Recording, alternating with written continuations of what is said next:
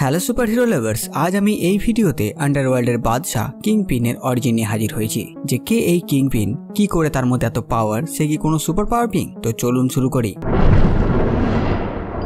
Wilson ফিস্ক বা kingpin নেটফ্লিক্সের daredevil সিরিজে আমরা তাকে তো দেখেছি, সাথে সাথে এমসিইউ বা মার্বেল সিনেম্যাটিক ইউনিভার্সের হকাই সিরিজে, এমনকি ইকো সিরিজেও আমরা তাকে দেখলাম, আর পরবর্তী মুভি ও সিরিজেও আমরা কিংপিনকে দেখব।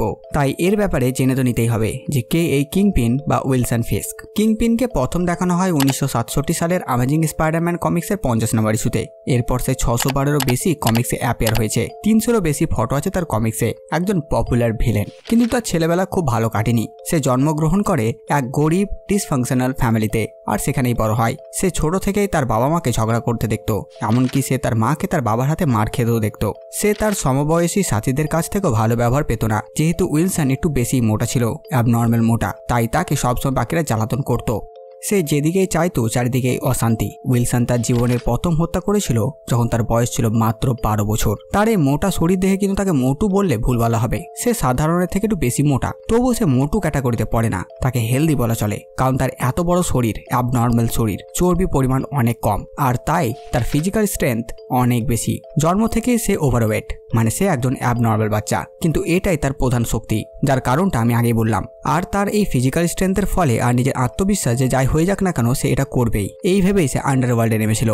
কিন্তু শুধু শারীরিক ক্ষমতা থাকলে আন্ডারওয়ার্ল্ডের বাদশা হওয়া যায় না, গুন্ডাদেরও শারীরিক ক্ষমতা অনেক থাকে।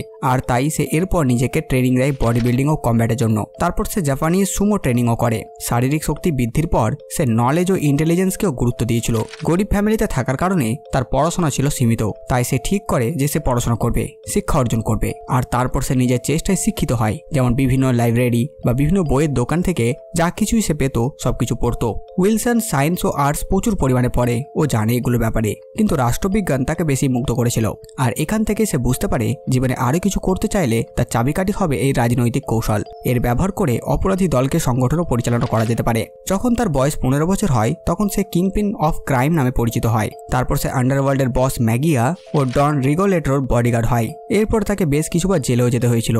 আর এই সময় তার বসদের ফ্যামিলির মেম্বার মাইলস মোরালেসের সাথে তার ভালো বন্ধুত্ব হয়। আচ্ছা, এই মাইলস মোরালেস কিন্তু স্পাইডারম্যান না, এটা আর্থ 616 এর মাইলস মোরালেস। আর স্পাইডারম্যানওয়ালা মাইলস মোরালেস আর্থ 1610 থেকে বিলং করে। জেলে মাইলস মোরালেস ফিস্কের প্রাণ বাঁচায়। তখন থেকে ফিস্ক ঠিক করে সে তার এই ঋণ চিরকাল রাখবে।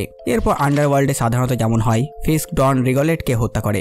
এরপর ফিস্ক নিজের এই সাম্রাজ্য শুরু করে। মাইলস ও শান্তিতে জীবনযাপন করার জন্য এইসব ছেড়ে চলে যায়। আর তখন ফিস্ক মাইলসের সমস্ত ক্রিমিনাল রেকর্ড মুছে ফেলার সিদ্ধান্ত নেয়। ধীরে ধীরে সবাই ফিস্ককে কিংপিন বলে ডাকতে শুরু করে, আর এটি তার ডাকনাম হয়ে যায় এই অপরাধের সাম্রাজ্যে। এবার তার এই ইলিগালভাবে অর্জন করা ব্ল্যাক মানিকে হোয়াইটে কনভার্ট করার জন্য সে পৃথিবীর জন্য একজন ভালো ব্যবসায়ী হয়ে সামনে আসে। সে শুরু করে মশলার ব্যবসা। এটা শুরুর দিকে ছিল, যদিও বর্তমানে ফিস্কের বিভিন্ন বিজনেস আছে, আর তাই সবার জন্য সে একজন ভালো বিজনেসম্যান উইলসন ফিস্ক, আর আন্ডারওয়ার্ল্ডে কিংপিন। তারপর তার বিজনেস ও আন্ডারওয়ার্ল্ড দুটোই ভালোভাবে চলতে থাকে, মাঝে মধ্যে একটু উঁচু নিচু হয়। তারপর সে ভ্যানেসা ফিস্ককে বিয়ে করে, আর তারপর তাদের ছেলের জন্ম হয় রিচার্ডের। এতক্ষণে বুঝতেই পারলেন কিংপিনের ওপর কোনো সায়েন্টিফিক এক্সপেরিমেন্ট হয়নি। সে কোনো সুপার পাওয়ারও পায়নি, যা করেছে নিজের দমে করেছে। এক মোটা অ্যাবনর্মাল মানুষ, যে নিজের দুর্বলতাকে নিজের শক্তি বানিয়ে এগিয়ে গেছে। এদিকে ভ্যানেসা তার স্বামী উইলসনের এই কর্মকাণ্ডের ব্যাপারে জেনে যায়, আর তাকে ছেড়ে চলে যেতে চায়, কিন্তু উইলসন তাকে নিষেধ করে তাকে ছেড়ে যেতে। তখন ভ্যানেসা জানায় তাহলে সমস্ত কুকর্মের ফাইল সব সরকারের হাতে তুলে দিতে। তারপর কিংপিন আর কি বা করে, ভ্যানেসাকে কিডন্যাপ করে আর তার সাথীদের বলে তাকে হত্যা করতে। ভ্যানেসা মারা যায়। এরপর সে আবার ফিরে আসে তার ক্রিমিনাল লাইফে। এরপর তার জীবনে অনেক ইভেন্ট হয়, যেমন হাইড্রা জয়েন করে, স্পাইডারম্যান ডেয়ারডেভিলের সাথে মুখোমুখি হয়, আরও অনেকের সঙ্গে মুখোমুখি হয়েছিল। এরপর ফিস্ক মেয়ারও হয়। তার যদি পাওয়ার ও অ্যাবিলিটির ব্যাপারে বলি, তো হিউম্যান স্ট্রেংথ একদম পিক লেভেল। তার কোনো সাধারণ মানুষের এত শক্তি হয় না যা তার আছে। মার্শাল আর্টেও সে মাস্টার। স্পাইডারম্যানের শক্তিকেও সে টক্কর দেয়, সাথে সাথে অনেক ভাষাও জানে সে। এক কথায় kingpin is a super hero without super power, আমাদের সালমান ভাইয়ের মতন। আর তার জীবনে একটাই দুর্বলতা ছিল, সেটা ছিল তার স্ত্রী। আর বর্তমানে তার কোনো দুর্বলতা নেই।